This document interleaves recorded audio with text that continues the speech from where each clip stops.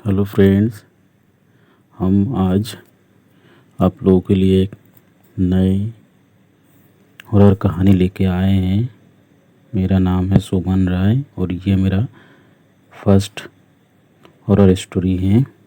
तो प्लीज़ आप लोग जो चैनल में नए हो सब्सक्राइब ज़रूर करना और कमेंट ज़रूर करना। तो फ्रेंड्स, मेरे हॉरर कहानी के नाम है पिशाच की प्यास। तो फ्रेंड, बिहार के एक दूर दराज गांव का नाम था बदनपुर। इस गांव में एक पुराना और बहुत ही गहरा कुआं था जिसे गांव वाले पिशाच का कुआं कहते थे।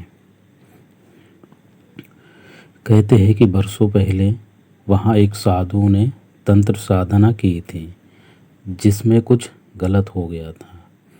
तब से उस कुएं में किसी पिशाच की आत्मा कैद हो गई है। लोग कहते हैं कि हर पूर्णिमा की रात उस कुएं की किसी के कहराने की, चीखने की आवाज़ें आती थी। लोग कहते हैं कि जो भी रात को उस कुएं के पास गया है वो कभी लौट कर नहीं आया है। लेकिन शहर से लौटी एक लड़की जिसका नाम था रूही। मॉडर्न थी, पढ़ी लिखी थी और इन सब फालतू बातों में विश्वास नहीं करते थे। वो मानती थी कि ये अंधविश्वास है। एक रात उसकी सहेली लोगों ने चैलेंज दिया और बोला कि अगर तुझे डर नहीं लगता है तो आज रात 3 बजे उस कुएं के पास जा। रूही हंसी और बोली, ठीक है, मैं जाऊंगी और सबको गलत साबित करूंगी। ठीक है। रात ठीक 3 बजे रूही और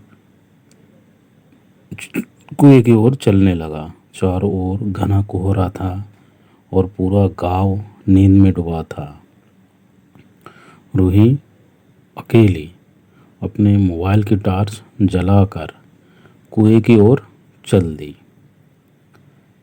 जैसे जैसे वो पास जा रही थी हवा और ठंडी लगने लगी। उसके कानों में सरसराहट की सुनाई दे रही थी। जब वो कुएं के बिल्कुल पास पहुंची तो एक तेज आवाज़ आई, कौन है? तुझे किसने बुलाया? रूही चौंक गई। उसने टॉर्च चारों ओर घुमाई लेकिन वह कोई नहीं था। अचानक कुएं के अंदर से काले धुआं जैसे कुछ बाहर निकला और हवा में तैरता हुआ उसके सामने आ खड़ा हुआ। वो कोई इंसान नहीं था, वो था पिशाच। उसकी आंखें खून जैसी लाल थी, चेहरा जला हुआ और दांत इतने नुकीले कि किसी भी पल वो झपट सकता था। पिशाच बड़बड़ाने लगा, तूने मुझे जगाया, अब तुझे ही मेरे प्यास बुझानी होगी। रूही की सांसें अटक गई। वो चिल्लाई और भागने लगी लेकिन उसके पाँव जैसे जम गए थे। वो चले ही नहीं पा रहे थे। अगली सुबह गांव वाले कुएं के पास सिर्फ रूही के मोबाइल मिला। उस मोबाइल में एक आखिरी वीडियो था। वीडियो में सिर्फ इतना दिखा कि काले धुएं जैसे कुछ हिल रहा था और एक आवाज़ गूंज रही है, प्यास मुझे और प्यास है, प्यास मुझे और प्यास है।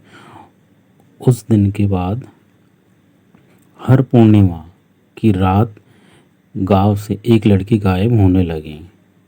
गांव वाले ने उस कुएं को लोहे की जंजीरों से बंद कर दिया।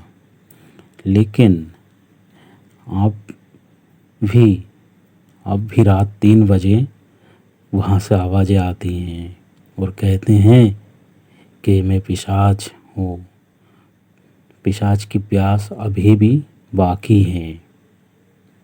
ये बोलने के बाद रात लोग उसके बाद धीरे धीरे गाँव से सब जाने लगा। आखिरी में धीरे धीरे वो गाँव, पूरे गाँव खाली हो